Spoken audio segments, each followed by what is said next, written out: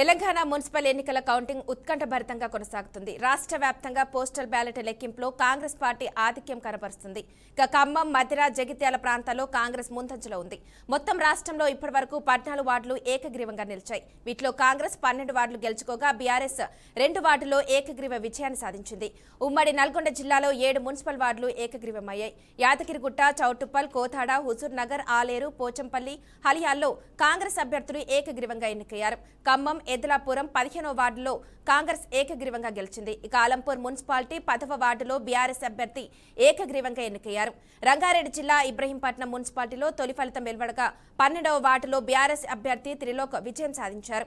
రాష్ట్ర వ్యాప్తంగా కౌంటింగ్ కేంద్రాల వద్ద భారీ బందోబస్తు కొనసాగుతుంది. ఇక పూర్తి ఫలితాలపై సాయంత్రానికి స్పష్టత వచ్చే అవకాశం ఉన్నట్లు తెలుస్తుంది. ఇక ఇదే అంశానికి సంబంధించి మరింత సమాచారాన్ని మా ప్రతినిధి నల్గొండ నుంచి శ్రీనివాస్, అలాగే వరంగల్ నుంచి రవీందర్ అందిస్తారు. శ్రీనివాస్, చెప్పండి, ముందుగా మీరు నల్గొండలో ఏ పార్టీ ఆధిక్యంలో ఉందనుకోవచ్చు?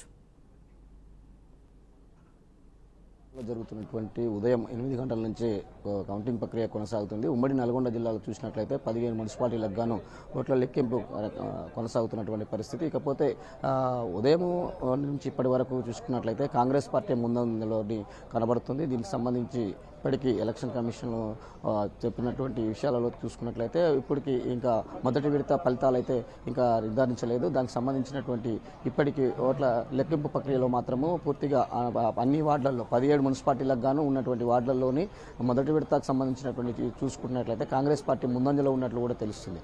ఇకపోతే కౌంటింగ్ కేంద్రాల వద్ద కూడా భారీ బందోబస్తు కూడా ఏర్పాటు చేయడం జరిగింది. దీంతో పాటు ఇక్కడ 144 సెక్షన్ కూడా విధిస్తూ పూర్తిగా అంటే కౌంటింగ్ ప్రక్రియ కొనసాగే క్రమంలో ఎలాంటి ఇబ్బంది అవాంఛనీయ సంఘటన జరగకుండా ముందస్తుగానే భారీ బందోబస్తు కూడా ఏర్పాటు చేయడం జరిగింది. ఉమ్మడి నల్గొండ జిల్లా వ్యాప్తంగా ఉన్నటువంటి కౌంటింగ్ కేంద్రాల వద్ద పూర్తిగా ఎప్పటికప్పుడు అప్డేట్ చేస్తూ సీసీ కెమెరాల ద్వారా ఎలక్షన్ కమిషనర్ గారికి ఇన్ఫర్మేషన్ ఇస్తున్నటువంటి పరిస్థితి కొనసాగుతుంది. ఇక్కడ దాంతోపాటు కౌంటింగ్ కేంద్రాల్లో జరిగినటువంటి టేబుల్సే కానీ ప్రతి 2000కు ఒక టేబుల్కు ఒక ఓటుకు 2000 ఓటర్లకు గాను సంబంధించినటువంటి టేబుల్ ఏర్పాటు చేయడం జరిగింది. ఎక్స్ట్రా ఉన్నట్లయితే మరో టేబుల్ కూడా అలర్ట్ చేస్తూ అంటే ఇబ్బంది కలగకుండా పూర్తిగా అప్డేట్ చేస్తూ సీసీ కెమెరాల నిఘా విభాగంతో చూపిస్తూ అన్ని ఎప్పటికప్పుడు అప్డేట్ చేస్తూ కౌంటింగ్ ప్రక్రియ అయితే ప్రశాంత వాతావరణంలో కొనసాగుతున్నటువంటి పరిస్థితి. ఎలాంటి ఇబ్బంది కలగకుండా ఓటర్ కానీ దానికి సంబంధించినటువంటి అభ్యర్థులకు ఎలాంటి అబ్జెక్షన్స్ చెప్పకుండా ప్రతిదీ రికార్డ్ చేస్తూ ఎలక్షన్ కమిషన్కు పంపుతున్నటువంటి పరిస్థితి. ఇకపోతే మోడీ నల్గొండ జిల్లాలో జరుగుతున్నటువంటి 17 మున్సిపాలిటీకి సంబంధించినటువంటి కౌంటింగ్ కేంద్రాల వద్ద అయితే అన్ని భారీ బందోబస్తు చెప్పినట్టు కూడా తెలుస్తుంది. అటు రాచకొండ కమిషనరేట్ చూసినట్లయితే యాదాద్రి భువనగిరి జిల్లా, నల్గొండ జిల్లా ఎస్పీతో పాటు సూర్యాపేట జిల్లా ఎస్పీ సంబంధించినటువంటి మున్సిపాలిటీలోని పూర్తిగా అన్ని భారీ బందోబస్తు మధ్యన కౌంటింగ్ అయితే కొనసాగుతున్నటువంటి పరిస్థితి. మానస, అయితే చెప్పండి శ్రీనివాస్, పోస్టల్ బ్యాలెట్ ఓట్ల ఫలితాలపై ఎంతవరకు ప్రభావం చూపగలవంటారు?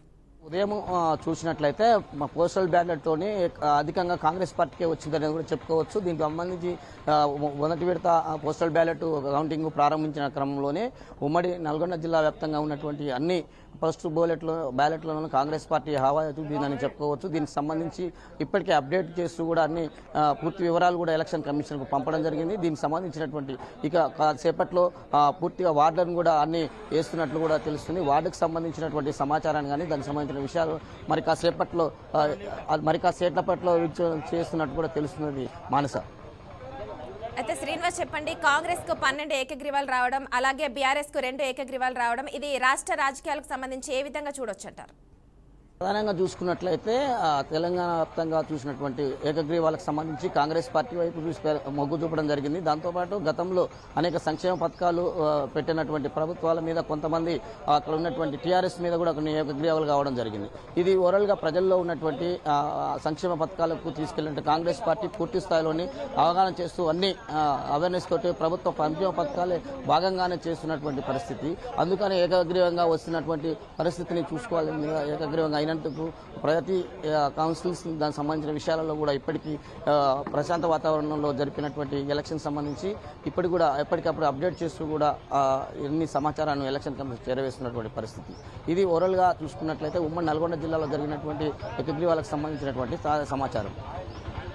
అయితే శ్రీనివాస్, మీరు లైన్లో ఉండండి. అలాగే వరంగల్ నుంచి రవీందర్, చెప్పండి రవీందర్, అక్కడ వరంగల్లో ఏ పార్టీ ఆధిక్యంలో ఉందనుకోవచ్చు? పొద్దున్న నుంచి కౌంటింగ్ ప్రక్రియ కొనసాగుతున్న సందర్భంలో ఇప్పటి వరకు కొన్ని మందకొడిగా వచ్చినటువంటి రిజల్ట్ అయితే ఉన్నాయి. మొత్తం మీద ఉమ్మడి వరంగల్లో చూసినట్టయితే వర్ధన్నపేటలో ఒక 4 అయితే డిక్లేర్ అయినాయి. 4లో ఒకటి బీజేపీ, ఒకటి బీఆర్ఎస్, 2 కాంగ్రెస్ గెలిచిన సీట్లు అయితే ప్రకటించారు. మొత్తానికి ఇంకా ఊపు అయితే ఉన్నది. మొత్తం మీద మధ్యాహ్నం వరకల్లా ఇది మొత్తం తుది ఫలితాలు వెలువడే అవకాశాలు ఉన్నాయి. మొత్తం వర్ధన్నపేటలో 12 స్థానాలు కాబట్టి 12 స్థానాల్లో ఆధిక్యం ఎవరికి 7 వచ్చినా ఎవరికి వచ్చినా చైర్మన్ పదవి కైవసం చేసే అవకాశాలు అయితే ఉన్నాయి. మొత్తానికి చూసినట్లయితే కనుక ఓవరాల్గా అక్కడ ఇంకా రిజల్ట్ అయితే వెలువడనున్నాయి. ఉమ్మడి వరంగల్ జిల్లాలో 12 చైర్మన్ స్థానాలకు గాను వాటికి జరుగుతున్నటువంటి ఎలక్షన్లలో గాను దాదాపుగా ఇంకా మధ్యాహ్నం వరకు అయితే మొత్తం తుది ఫలితాలు వెలువడనున్నాయి. మొత్తము అక్కడ జరుగుతున్నటువంటి బీఆర్ఎస్, బీజేపీ, కాంగ్రెస్ నువ్వానేన చదంగానే పోలింగ్ అయితే జరిగింది. ఆ పోలింగ్ సరళిలో కనుక చూసినట్లయితే కనుక ఏ పార్టీ ఆధిక్యంలోకి వచ్చి సీటు చైర్మన్ పదవి కైవసం చేసుకుంటుందనే ఉత్కంఠభరితం అయితే నాయకుల్లో ఉన్నది. అట్లాగే స్థానిక ఎమ్మెల్యేలు, మంత్రుల్లో కూడా ఆ దృష్టి భావనతోనే ఉన్నారు. మొత్తం మీద చూసినట్లయితే కనుక ఇంకొక 2-3 గంటల్లో తుది ఫలితాలు దాదాపుగా ఒక అంచనాకు వచ్చే అవకాశాలు అయితే ఉన్నాయి. మొత్తం మీద ఒకవేళ సీట్లు కనుక మనకు తక్కువ ఉంటే ఎవరు ఏ నాయకుడు మనకు చేరుతాడు, ఏ కౌన్సిలర్ మనం క్యాచ్ చేసుకోవచ్చు అనే అంచనాలకు కూడా వివిధ పార్టీల వాళ్ళకు కూడా అంచనాలు అయితే ఉన్నాయి. మొత్తం మీద చూసినట్లయితే ఎవరికి ఎంతవరకు మెజార్టీ రావచ్చు, ఎగ్జిట్ పోల్స్ అవి ఏ మేరకు రిజల్ట్ ఇవ్వనున్నాయి, ఎగ్జిట్ పోల్స్ను ఆధారంగా చూసినట్లయితే అది ఎవరికి తలకిందులు అవుతాయి, ఎవరికి మేలు జరుగుతుంది, ఎవరికి అభావాలు జరుగుతుంది అనేది భావన కూడా నాయకుల్లో ఉన్నది. మొత్తం మీద అయితే ఉత్కంఠ తిరగనే జరుగుతున్నది. ప్రస్తుతానికైతే కాంగ్రెస్ లీడ్లో ఉన్నది. ఇంకా 2-3 గంటల్లో ఏ మేరకు రావచ్చు అనేది కూడా మనం చూడవచ్చు. మానస, అయితే రవీందర్ చెప్పండి, కౌంటింగ్ దగ్గర ఎలాంటి భద్రత ఏర్పాటు చేశారు, అక్కడ వాతావరణం ఎలా ఉందంటారు? వాతావరణం అయితే 200 మీటర్లకు పైచిలకు కార్యకర్తలంతా పోలీసు వాళ్ళు అక్కడ పంపడం జరిగింది. ఎక్కడ కూడా అవాంఛనీయ సంఘటనలు కూడా భారీ బందోబస్తు అయితే నిర్వహిస్తున్నారు. ప్రతి పోలీస్ కౌంటింగ్ దగ్గర కూడా ఉమ్మడి వరంగల్ జిల్లాలో కూడా సిపి ఆధ్వర్యంలో కట్టుదిట్టమైన భద్రతా చర్యలు అయితే చేపట్టడం జరిగింది. ఎక్కడ కూడా అంటే వాళ్ళ ప్రిమిసెస్ ఏరియాలో కూడా గెలిచిన అభ్యర్థులను తీసుకెళ్లడం కానీ, లేకుంటే ఒక పార్టీ నుంచి ఒక ప్రలోభాలకు గురి చేసి తీసుకెళ్లడం కానీ, ఎత్తుకెళ్ళడం కానీ ఇలాంటి ముందస్తు జరుగుతాయి. కాబట్టి ముందస్తు చర్యలు కూడా పోలీస్ కమిషనర్ అయితే భారీ బందోబస్తు ఏర్పాటు చేశారు. ఎవరు ఎక్కడ కూడా ఈ పరిధిలో ఎక్కడ గొడవలు జరగకుండా, ఎలాంటి ఇబ్బంది కలగకుండా మొత్తం మీద కట్టుదిట్టమైన భద్రతా చర్యలు అయితే చేపట్టడం జరిగింది. అదేవిధంగా నాయకులను కూడా ఈ పరిసర ప్రాంతాల్లో లేకుండా కూడా అక్కడికి బార్డర్గా ఒక మార్కింగ్ ఇచ్చి 200 మీటర్ల పైసలకు బయటనే ఉండే విధంగా ఏర్పాటు కూడా చేసింది. అదే పద్ధతిలో భద్రత కొనసాగుతుంది. మానస, అయితే రవీందర్ చెప్పండి, 14 మున్సిపల్ ఏకగ్రీవాలు అవ్వడం ఇది ప్రజా అభిప్రాయం అనుకోవచ్చా, లేదంటే రాజకీయ వ్యూహం అనుకోవచ్చా? రాజకీయ వ్యూహంగానే ఎత్తుగడలాగానే ఒక భాగమే కావచ్చు. ఎందుకనంటే ప్రభుత్వం ఉంటుంది, ప్రభుత్వంలో కొన్ని పనులు జరుగుతాయి అనేటువంటి భాగం కొంతమంది పడిన వాళ్ళు కొంచెం అంటే రాజకీయ ఎత్తుగడ ఆలోచన విధానంతోనే రేపు ప్రత్యక్ష పౌరులో ఇబ్బంది జరిగితే ఏ విధంగా ఉంటుందనే భావనతోనే మొత్తం మీద కూడా అది రాజకీయ ఎత్తుగడలో భాగంగానే ఆ విధంగా చేయాల్సిన పరిస్థితి వాళ్ళకి ఆసనమే ఉన్నది ఖచ్చితంగా కూడా. ఎందుకంటే బ్యాలెట్ పేపర్లో ఓటర్ నాడి ఎప్పుడు ఎవరికి చెప్పలేము. అందరి దగ్గర కూడా బలోబెల్లకు అందరికీ అనుకూలంగానే ఉంటున్నారు. బరిగీసి ఇది గీత ఇది నీకే అనేది నమ్మకం ఈ రోజుల్లో లేకుండా పోయింది. సామాన్యులు ఎవరికి ఎలాంటి తీర్పిస్తారో అందరికీ నీకే వేస్తే ఓటు, నీకే వేస్తావు, ప్రతి సభ్యుడు పోయి అడిగినప్పుడు నీకే వేస్తామని చెప్తున్నారు. కానీ ఆయన మనోభావాలను ఉన్నది ఓటు కాడికి పోయేసరికల్లా ఆయన ఎవరు వేస్తారో తెలియని భావం ఉంది. కాబట్టి అది రాజకీయ ఎత్తుగడనే ఊహాత్మకంగానే ఆ విధంగా చేయడం జరిగింది. మనసు.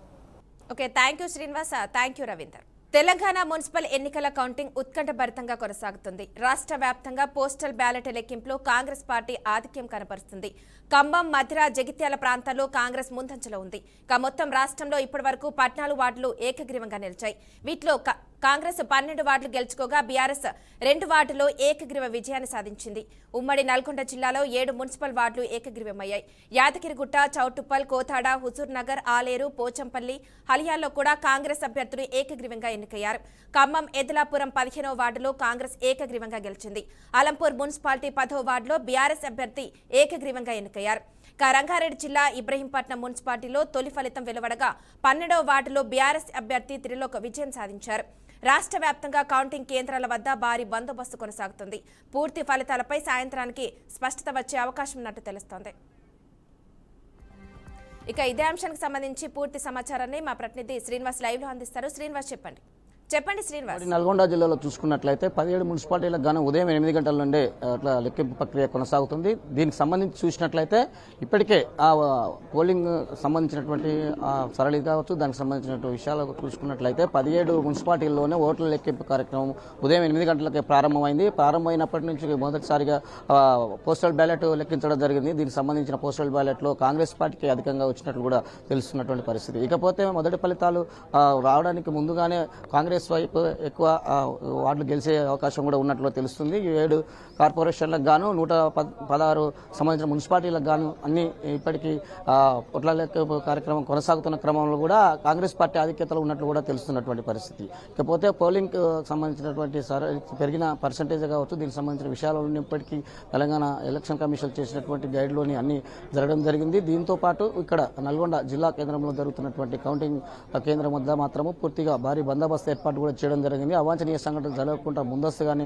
144 సెక్షన్ కూడా విధించడం జరిగింది. ఇకపోతే పూర్తి ఫలితాలు రావడానికి సాయంత్రము వరకు కొనసాగుతున్న కౌంటింగ్ ప్రక్రియ కొనసాగించవచ్చని కూడా తెలుస్తుంది. దీనికి ముందస్తుగానే అంటే కౌంటింగ్ ప్రక్రియలో భాగంగా జరుగుతున్నటువంటి అనేక విషయాలను ఎప్పటికప్పుడు సీసీ కెమెరాల ద్వారా రికార్డ్ చేస్తూ ఎలక్షన్ కమిషన్కు పంపడం జరుగుతుంది. దీనికి పూర్తి స్థాయి ఎలక్షన్ కమిషన్ అప్రూవల్ ఇచ్చిన తర్వాతనే ఫలితాలు వెల్లడించే అవకాశం కూడా ఉన్నట్లు కూడా తెలుస్తున్నటువంటి పరిస్థితి.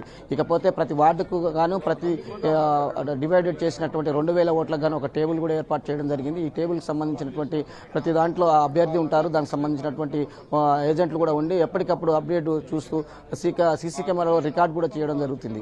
ఇది పూర్తి అవగాహనతోటి జరిపినటువంటి కౌంటింగ్లోని ఎలాంటి ఇబ్బంది కలగకుండా కూడా ప్రతి ఒక్క ఓటర్కు మాన్యువల్ ద్వారా జరిగినటువంటి గుర్తింపులను చూపించి కౌంటింగ్ ప్రక్రియ అయితే కొనసాగుతుంది. ఇలాంటి విషయాలని మరి ఎలక్షన్ కమిషన్ దృష్టి కూడా తీసుకెళ్తూ ఎప్పటికప్పుడు రికార్డు చేస్తూ ప్రతిదీ రికార్డు ద్వారా పూర్తిగా కౌంటింగ్ ప్రక్రియ అయితే చేస్తున్నటువంటి పరిస్థితి. ఉమ్మడి నల్గొండ జిల్లా వ్యాప్తంగా ఉన్నటువంటి 17 మున్సిపాలిటీల్లో జరుగుతున్నటువంటి ఈ కౌంటింగ్ ప్రక్రియకు గాను ఎప్పటికప్పుడు అప్డేట్ చేస్తూ పూర్తిగా అంటే కొనసాగించడానికి మాత్రం సజావుగా చావడానికి భారీ బందోబస్తు మధ్యన కూడా కొనసాగుతుంది. ఇది సాయంత్రం ఫలితాలు వెలువడే సమయానికి ఇక్కడ 144 సెక్షన్ కూడా విధిస్తున్నట్లు తెలిసింది. Okay, thank you Srinivas. Municipal ఎన్నికల కౌంటింగ్ ఉత్కంఠభరితంగా కొనసాగుతుంది. రాష్ట్ర వ్యాప్తంగా పోస్టల్ బ్యాలెట్ లెక్కింపులో కాంగ్రెస్ పార్టీ ఆధిక్యం కనబరుస్తుంది. ఖమ్మం, మధిర, జగిత్యాల ప్రాంతాల్లో కాంగ్రెస్ ముందంజలో ఉంది. మొత్తం రాష్ట్రంలో ఇప్పటి వరకు 14 వార్డులు ఏకగ్రీవంగా నిలిచాయి. వీటిలో కాంగ్రెస్ 12 వార్డులు గెలుచుకోగా బీఆర్ఎస్ 2 వార్డుల్లో ఏకగ్రీవ విజయాన్ని సాధించింది. ఉమ్మడి నల్గొండ జిల్లాలో 7 మున్సిపల్ వార్డులు ఏకగ్రీవమయ్యాయి. యాదగిరిగుట్ట, చౌటుప్పల్, కోదాడ, హుజూర్నగర్, ఆలేరు, పోచంపల్లి, హలియాల్లో కాంగ్రెస్ అభ్యర్థులు ఏకగ్రీవంగా ఎన్నికయ్యారు. ఖమ్మం, ఎద్దులాపురం 15వ వార్డులో కాంగ్రెస్ ఏకగ్రీవంగా గెలిచింది. కాలంపూర్ మున్సిపాలిటీ 10వ వార్డులో బీఆర్ఎస్ అభ్యర్థి ఏకగ్రీవంగా ఎన్నికయ్యారు. రంగారెడ్డి జిల్లా ఇబ్రహీంపట్నం మున్సిపాలిటీలో తొలి ఫలితం వెలువడగా 12వ వార్డులో బీఆర్ఎస్ అభ్యర్థి త్రిలోక్ విజయం సాధించారు. రాష్ట్ర వ్యాప్తంగా కౌంటింగ్ కేంద్రాల వద్ద భారీ బందోబస్తు కొనసాగుతుంది. పూర్తి ఫలితాలపై సాయంత్రానికి స్పష్టత వచ్చే అవకాశం ఉన్నట్టు తెలుస్తోంది. మున్సిపల్ ఎన్నికల కౌంటింగ్ సంబంధించి మరింత సమాచారాన్ని మా ప్రతినిధి రామకృష్ణ లైవ్లో అందిస్తారు. రామకృష్ణ, చెప్పండి. మానస, ఏదైతే కరెక్ట్గా 8 గంటలకి మున్సిపల్ ఎలక్షన్కి సంబంధించి కూడా కౌంటింగ్ మొదలైంది. మొదట ఏదైతే బ్యాలెట్ ఓట్లు ఉంటాయో ఆ బ్యాలెట్ ఓట్ల ద్వారా ఎన్నికలు కౌంటింగ్ అనేది మొదలవుతుంది. సో బ్యాలెట్ ఓట్లు మొత్తం కూడా కంప్లీట్ అయిపోయినాయి. కొన్ని చోట్ల మున్సిపాలిటీలకు కూడా ఏదైతే బీఆర్ఎస్ పార్టీ కావచ్చు, కాంగ్రెస్ పార్టీ కూడా గెలుచుకునే పరిస్థితి అయితే ఉంది. మొత్తం మీద బీఆర్ఎస్ దాదాపుగా ఇప్పటి వరకు 116 మున్సిపాలిటీల్లో ఎక్కువ మున్సిపాలిటీలు కాంగ్రెస్ పార్టీ కైవసం చేసుకుంది. సో మొత్తం మీద చూసుకున్నట్లయితే ఏదైతే బ్యాలెట్ ఓట్ల ద్వారా జరుగుతుంది కాబట్టి కొంత ఆలస్యం అయ్యే పరిస్థితి ఉంది. అవి ఏదైతే బ్యాలెట్లు ఉంటాయో వాటికి సంబంధించిన పేపర్స్ ఉంటాయో అవి ఒక్కొక్కటి 25 బండిలుగా సపరేట్గా చేయాల్సి ఉంటుంది. సో మున్సిపాలిటీలు అయితే మొత్తం కూడా వార్డులు మొత్తం కూడా ఇప్పటికే స్టార్ట్ అయిపోయినాయి. ఏదైతే 7 కార్పొరేషన్లకు సంబంధించి కూడా కొంత ఆలస్యం అయ్యే పరిస్థితి ఉంది. ఏదైతే దీనికి సంబంధించి 7 కార్పొరేషన్లకు సంబంధించి కూడా ఇంకో గంట వరకు ఒక క్లారిటీ వచ్చే అవకాశం ఉంది. సో మొత్తం మీద చూసుకున్నట్లయితే కొంత కాంగ్రెస్ పార్టీకి ఏదైతే అధికార పార్టీ ఉందో ఎప్పుడు సహజంగానే మున్సిపల్ ఎలక్షన్స్ అంటే సహజంగానే అధికార పార్టీకి కొంత ఎడ్జ్ ఉంటుంది. అదే ఇప్పుడు కూడా ట్రెండ్ కొనసాగుతున్నట్టు కూడా తెలుస్తుంది. మొత్తం మీద చూసుకున్నట్లయితే ఓటు పర్సంటేజ్ వచ్చేసరికి పెద్ద మార్పు ఉండదు. దాదాపుగా 35 నుంచి 36% వరకు బీఆర్ఎస్ పార్టీ ఓటు షేర్ నమోదు చేసుకునే అవకాశం ఉంది. 38 నుంచి 40 లోపు కాంగ్రెస్ పార్టీ నమోదు చేసుకునే అవకాశం, మిగతాది బీజేపీ కావచ్చు, ఎంఐఎం కావచ్చు, సిపిఎం ఇతరులు అంతా కూడా ఓట్ షేరింగ్ అలా ఉంటుంది. సో మొత్తం మీద చూసుకున్నట్లయితే ట్రెండ్ మొత్తం కొంత కాంగ్రెస్ పార్టీకి అనుకూలంగానే కొనసాగుతున్నట్లుగా కూడా తెలుస్తుంది. ఒక క్లారిటీ దాదాపుగా మధ్యాహ్నం 1 గంటకి ఆ టైంలో 116 మున్సిపాలిటీలకి సంబంధించి ఒక క్లారిటీ వచ్చే అవకాశం ఉంది. 7 కార్పొరేషన్లకు సంబంధించి కూడా కొద్దిసేపట్లోనే కౌంటింగ్ కూడా మొదలయ్యే అవకాశం ఉంది. సో మొత్తం మీద చూసుకున్నట్లయితే దీనికి సంబంధించి ఎప్పటికప్పుడు ఏదైతే మానిటరింగ్ ఎన్నికల ఎస్సీసీ కార్యాలయంలో హైదరాబాద్లోనే దీనికి సంబంధించి కూడా సీసీ కెమెరాల ద్వారా మొత్తం కూడా పర్యవేక్షిస్తున్నారు. ఎన్నికల అధికారులు స్వయంగా ఎన్నికల కమిషన్ రాణి కుమేదిని కూడా ఇక్కడే కూర్చుని మొత్తం కూడా అన్నీ కూడా పర్యవేక్షిస్తున్నారు. ఏదన్నా జరుగుతుంటే మాత్రం వెంటనే అక్కడికి ఇన్ఫర్మేషన్ పాస్ చేస్తున్నారు. దీని గురించి ఎలక్షన్ గురించి కూడా ఏదైతే డీజీపీ కూడా మాట్లాడటం జరిగింది. ఖచ్చితంగా అక్కడ ఆర్ఓ ఉంటారు. ఏదైనా మీకు ప్రాబ్లం ఉంటే ఖచ్చితంగా పొలిటికల్ పార్టీ లీడర్స్ ఎవరైతే ఉంటారో వార్డుల్లో పోటీ చేసే అభ్యర్థులు కావచ్చు, ఏజెంట్లు కావచ్చు, వీళ్ళందరూ కూడా అక్కడ ఉన్నటువంటి ఆర్ఓకి సహకరించాలి. ఏదైతే ల్యాండ్ ఆర్డర్ విషయంలో తగు జాగ్రత్తలు ఖచ్చితంగా తీసుకోవాలి. ఏదైనా మీకు ప్రాబ్లం ఉంటే ఖచ్చితంగా అక్కడ ఉన్నటువంటి అధికారులకి ఇన్ఫర్మేషన్ పాస్ చేయాలి. అలా లేకుండా అల్లర్లు సృష్టిస్తే మాత్రం ఖచ్చితంగా కఠిన చర్యలు తీసుకుంటామని డీజీపీ కూడా స్వయంగా చెప్పడం జరిగింది. సో మొత్తం మీద ఇప్పటి వరకు కూడా మొత్తం కూడా ఎన్నికల కౌంటింగ్ అనేది ప్రశాంతంగా జరుగుతుందని కూడా చెప్పుకోవచ్చు. ట్రెండ్ మాత్రం కొంత కాంగ్రెస్ పార్టీకి ఎడ్జ్ ఉందని కూడా చెప్పుకోవచ్చు. నిన్న కూడా ఏదైతే కాంగ్రెస్ పార్టీ కావచ్చు, బీఆర్ఎస్, బీజేపీ కొన్ని చోట్లయితే త్రిముఖ పోటీ, నిజామాబాద్ లాంటి చోట్ల మాత్రం ఎంఐఎం కూడా పోటీ ఉందని చెప్పుకోవచ్చు. నిజామాబాద్లో బీజేపీ ఎంపీ ఉన్నారు, ఎమ్మెల్యే బీజేపీ ఉన్నారు. సో మొత్తం మీద బీజేపీ, బీఆర్ఎస్, కాంగ్రెస్, ఎంఐఎం 4 పార్టీలు కూడా మంచి పోటీ ఇస్తున్నాయి కార్పొరేషన్కి సంబంధించి కూడా అనుకోవచ్చు. ఆసిఫాబాద్ ఇలా కొన్ని చోట్లయితే ఎంఐఎం కూడా కొంత పోటీ ఇచ్చిందని చెప్పుకోవచ్చు. సో మొత్తం మీద ఒక అంచనా రావాలంటే మాత్రం 1 వరకే ఒక అంచనా వచ్చే అవకాశం ఉంది. ఎన్ని కార్పొరేషన్లు ఏ పార్టీ గెలుచుకుంది. మున్సిపాలిటీలు దాదాపుగా 2582 మున్సిపాలిటీలు ఉన్నాయి. వాటిల్లో ఒక వార్డుకి సంబంధించి ఒక నామినేషన్ దాఖలు చేసిన తర్వాత బీజేపీ అభ్యర్థి చనిపోయాడు కాబట్టి మొత్తం 2581 దానికి సంబంధించి మొత్తం కూడా కౌంటింగ్ జరిగిన పరిస్థితి ఉంది మానస. ఓకే, ఎన్నికల కౌంటింగ్ కి సంబంధించి మరింత విశ్లేషణ అందించడానికి అనలిస్ట్ బండారి రామ్మోహన్ గారు ఉన్నారు. బండారి రామ్మోహన్ గారు, ఈ ఎన్నికల ఫలితాల సరళిని ఏ విధంగా చూడొచ్చంటారు? అమ్మ మానస, మీకు అట్లాగే బీఆర్కి న్యూస్ ప్రేక్షకు నమస్కారం. నేను మొదటి నుంచి చెప్తున్నట్టుగానే ఉన్నది, తేడా ఏం లేదు. మొత్తం అన్ని మున్సిపాలిటీ వార్డుల్లో కానీ రేపు మున్సిపాలిటీలో మనకు మున్సిపల్ చైర్పర్సన్ గెలిచే క్రమంలో ఎన్ని వార్డులు గెలుచుకుంటున్నారనే దాన్ని బట్టి ఇద్దరి మధ్యన కాంగ్రెస్ బీఆర్ఎస్ మధ్యన కేవలం 3 నుంచి 4% ఓట్ల తేడా కంటే ఎక్కువ ఉండకపోవచ్చు. 35% దాటి బీఆర్ఎస్ ఉంటుంది, 40% అటు ఇటుగా మనకు లోపలికి కాంగ్రెస్ పార్టీకి ఓట్ షేర్ ఉంటుంది. కానీ సీట్లకు వచ్చే కల్లా నా ఉద్దేశం ఏంటంటే 50% ఏవో 50 to 60% వరకు కాంగ్రెస్ గెలుచుకుంటుంది. ఇది మన వార్డు మెంబర్లు అయితే కౌన్సిలర్లు కానీ కార్పొరేటర్లు 30% వరకు 25 నుంచి 30% వరకు బీఆర్ఎస్ గెలుచుకుంటది. 5 నుంచి 10% గ్యారంటీ బీఆర్ఎస్ ఉంటుంది, మన బీజేపీ ఉంటుంది. ఈ రకంగా మొత్తం మీద 3 పార్టీల మధ్యన 60, 30, 10 ఎక్కడ ఉండొచ్చు. ఏమైనా కొంత తేడా వస్తే కొందరు ఇండిపెండెంట్ కూడా గెలిచే అవకాశం ఉంది కనుక తక్కువ, అది 1-2% మించకపోవచ్చు అనుకుంటున్నాను. అవదేశం ఏంటంటే దీన్ని పరోక్ష ఎన్నికలు కనుక వార్డు మెంబర్లను, కౌన్సిలర్లను కానీ లేకపోతే కార్పొరేటర్లు ఎంతమంది గెలుచుకున్నా చివరికి ఈ కోఆప్టివ్ మెంబర్స్ ద్వారా దొడ్డిదారిని అధికారం తీసుకొచ్చే ప్రయత్నం మాత్రం అధికార పార్టీకి ఉంటుంది. అన్ని పార్టీలకు ఉన్నాయి, అన్ని పార్టీలకు కూడా ఎంపీలు ఉన్నారు, ఎమ్మెల్యేలు ఉన్నారు కనుక ఈ కోఆప్షన్ చేసుకునే మెంబర్ల వల్ల ఫలితాలు తారుమారవుతాయి. అంటే ఇవాళ మనకు ఏదైతే ప్రజల తీర్పు ఉందో దానికి వ్యతిరేకంగా కూడా ఈ కోఆప్ట్ చేసుకునే ఎంపీలు, 2 రాజ్యసభ, మనకు లోక్సభ, అట్లానే ఎమ్మెల్యేస్ ఈ 4గురికి ఆయా ప్రాంతాలలో ఓటు హక్కు ఉంది కనుక ఇప్పటికే వాళ్ళు ఏ మున్సిపాలిటీలో ఓటేస్తారని తేల్చేశారు కనుక ఈ గెలుపోవటం నిర్ణయించేది వాళ్ళు కీలక పాత్ర వహిస్తారు అనుకుంటారు. అంటే ఉదాహరణకు ఒక 20 మున్సిపాలిటీలు 20 వార్డులు ఉంటే ఆ 20 వార్డులలో 10 మంది 11 మంది గెలిచినా ఒక్కోసారి 9 మంది గెలిచిన వాడు అక్కడ ఎంపీలను, ఎమ్మెల్యేలను వాడుకొని మరి అధికారంలోకి రావచ్చు. రేపు చైర్పర్సన్ ఎన్నిక జరగవచ్చు అని నేను అంటున్నాను. పేరుకు స్థానిక ప్రభుత్వాలే కానీ చాలా మంది మహానుభావులు వచ్చిన మున్సిపాలిటీ నుంచి వచ్చిన వాళ్ళు మనం చూస్తున్నాం. ఒకనాడు చిత్తరంజన్ దాసు, మనకు అట్లాగే సుభాష్ చంద్రబోస్ కలకత్తా మేయర్లుగా పనిచేసిన వాళ్ళు, అట్లాగే కలకత్తా రాష్ట్రానికి మన మున్సిపాలిటీ కార్పొరేషన్ కు మన చైర్పర్సన్ గా పనిచేసిన వాళ్ళు చూసాం. అట్లాగే జవహర్లాల్ నెహ్రూ, పివి నరసింహారావు గారు, మనకు లాల్ బహదూర్ శాస్త్రి, వీళ్ళందరూ ప్రధానమంత్రులుగా వచ్చిన సందర్భం చూసాం మనం. అట్లాగే ఉప ప్రధానమంత్రిగా ఉన్న సర్దార్ వల్లభాయ్ పటేల్. అంతేందుకు మన తెలుగు రాష్ట్రాల్లో అయితే రాజమండ్రి మున్సిపాలిటీ చైర్మన్ గా ఎప్పుడో ప్రకాశం పంతులు గారు చేశారు. అట్లా జలగ వెంగళరావు గారు కానీ, పివి నరసింహారావు గారు కానీ, తెలుగు వారు చాలా మంది, దేశవ్యాప్తంగా అనేక మంది ప్రముఖులు కూడా స్థానిక ప్రభుత్వాల నుంచి ఎన్నికైన వాడు. అందుకని దాని ఆషామాషి అవసరం లేదు. కానీ ఇప్పుడు సమస్య ఏంటంటే ప్రజల తీర్పు కారాయపడుతుంది చాలాసార్లు పరోక్ష ఎన్నికలు కనుక.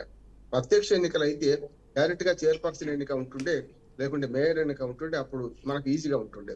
కానీ ఇప్పుడు ఏమైందంటే గెలిచే వార్డు మెంబర్లకు, కౌన్సిలర్లకు, గెలిచే కార్పొరేటర్లకు వచ్చే మున్సిపల్ చైర్పర్సన్, మేయర్లకు సంబంధం లేకుండా ఉంటుంది చాలా సార్లు చూస్తున్నాం. అంటే ప్రజల తీర్పు ఒక రకంగా ఉంటుంది, ఈ పార్టీల జిమ్మికులు ఇంకో రకంగా ఉంటాయి అనుకుంటున్నా. నేను ఉద్దేశం ఏంటంటే ఇది జరుగుతుంది. దీనిలో ప్రధానంగా ఈ ఇప్పటి నుంచే క్యాంపులు మొదలైనాయి అమ్మ మానస. నిన్న చూసాం మనం. ఇప్పుడు అయోధ్య దాకా క్యాంపులు పెడుతున్నారు. అంటే దేవాలయాలు, అట్లాగే రిసార్ట్లు. ఇవాళ నిన్న అభ్యర్థులు అంటే గెలవక ముందే అభ్యర్థులను నమ్మని పరిస్థితి వచ్చింది. దాని ప్రధానమైన కారణం ఏంటంటే విలువలు కూడిన రాజకీయాలు. దానివల్ల ఏమవుతుందంటే మనవాడినే మనం కోరుకోవాల్సి వస్తున్నట్టున్నాడు. నిన్నటి దాకా ఓటర్లను కొన్నారు వీళ్ళు, ఓటర్ల పని అయిపోయింది. ఓటర్లను కొన్న వాళ్ళు గెలిచిన కౌన్సిలర్లు వీళ్ళు అమ్ముడు పోతారు. మొన్నటి దాకా ఓటర్లను కొన్నారు, ఇప్పుడేమో వీళ్ళు స్వయంగా అమ్ముడు పోతారు. ఏ పార్టీ అని ఏం లేదు, అమ్ముడు పోవడానికంటే వేరే పార్టీకి అమ్ముడు పోవాల్సిన అవసరం లేదు. వాళ్ళ పార్టీలోనే 2 వర్గాలు ఉంటే ఏ వర్గం వాళ్ళని చైర్పర్సన్ చేయాలి, ఏ వర్గం వాళ్ళని మేయర్లు చేయాలనే దాని మీద మాత్రం మన బేరసావలు కొనసాగుతుంటాయి. వాళ్ళ పార్టీలో గెలిచిన వాళ్ళే వాళ్ళ పార్టీలకు ఒబీడియంట్ ఉండకుండా ఎంత డబ్బు ఇస్తామంటే అమ్ముడు పోయే పరిస్థితి కనుకనే ఇప్పటికే వాళ్ళు అమ్ముడు పోకుండా ఇటుపక్క పార్టీ కట్టుదిట్టిన చర్యలు తీసుకుంటుంది. నేను ఏమంటున్నా అంటే మొన్న సాయంత్రం నుంచే ఎలక్షన్లు అయిన క్షణం నుంచే అభ్యర్థులందరినీ రోడ్లను కదా కమ్మినట్టు కమ్ముతున్నారు, చూస్తున్నాం మనం. దీని తర్వాత ఏం జరుగుతుందంటే బేరసాలకు తాగుతుంది. ఇవాళ సాయంత్రం కల్లా నా ఉద్దేశం ఏంటంటే ఇవన్నీ మనకు వచ్చేది ఇనిషియల్ రిజల్ట్స్ అన్ని కూడా ఇంకా పూర్తిగా అధికారికంగా వెల్లడించినవి కావు.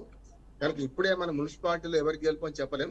వార్డు మెంబర్ల స్థానాలు, కౌన్సిలర్ స్థానాలు కానీ, కార్పొరేట్ స్థానాలు కానీ ఎవరు గెలిచిన చెప్పడానికి ఇంకొక 2-3 గంటలు పడుతుంది.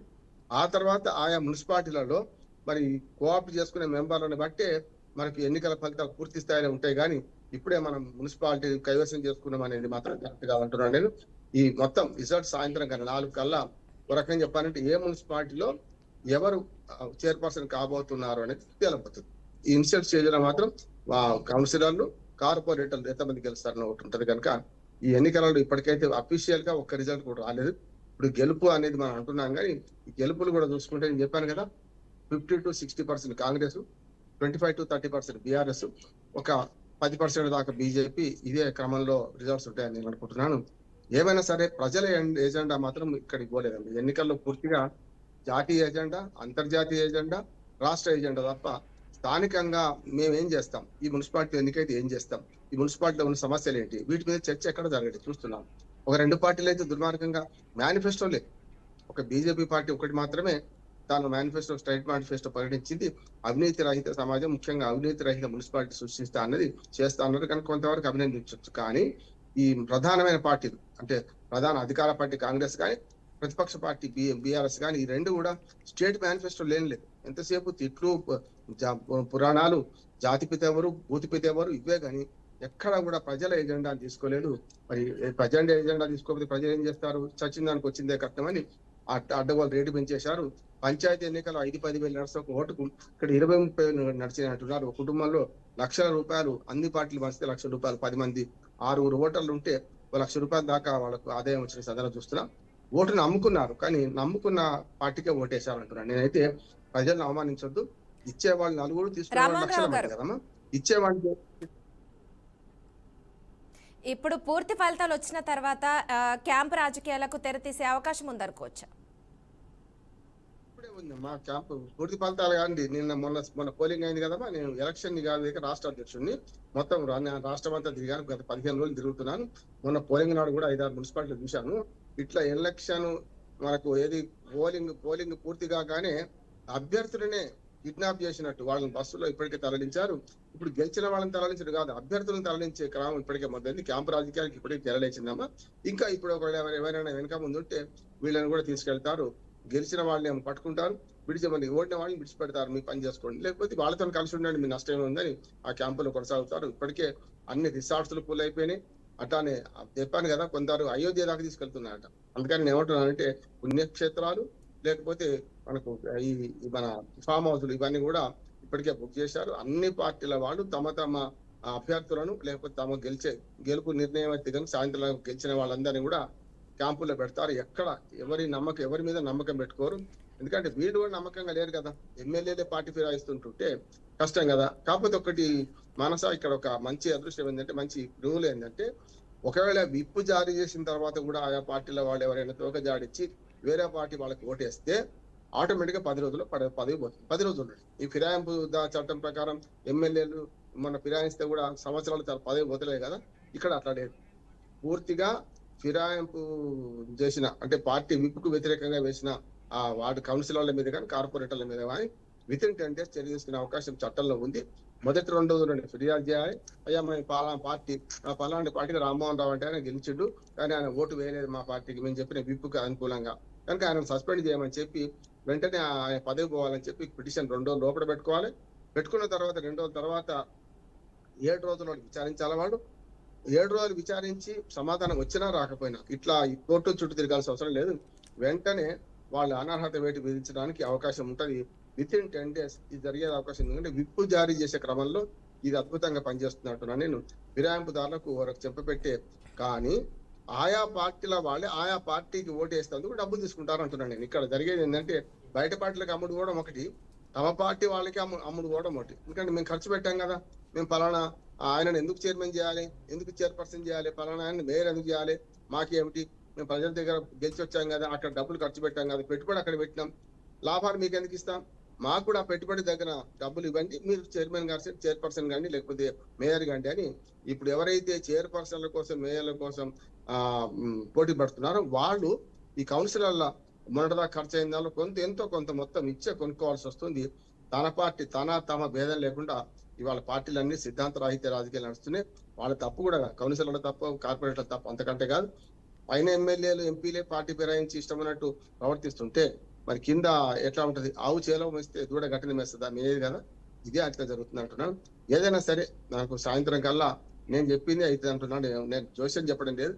50% ఏమో 60 వరకు కాంగ్రెస్ ఉంటుంది, 30% వరకు 25 to 30% ఏమో బీఆర్ఎస్ ఉంటుంది, తర్వాత 10% వరకు మన బీజేపీ ఉంటుంది. మిగతా చిల్లా చిత్తగా అట్టు పోవచ్చు. కానీ పార్టీ రహిత ఎన్నికలు కావు కనుక ఈ పార్టీతో కూడుకున్న ఎన్నికలు కనుక దీనిలో స్పష్టంగా మెజార్టీ తెలుస్తుంది. అట్లాగే మున్సిపల్ స్థానాలను మన కౌన్సిలర్లు కార్పొరేటర్లు ఎన్ని గెలుచుకున్నారు ముఖ్యం కాదు, అంతిమంగా ఎండ్ రిజల్ట్ ఏంటంటే.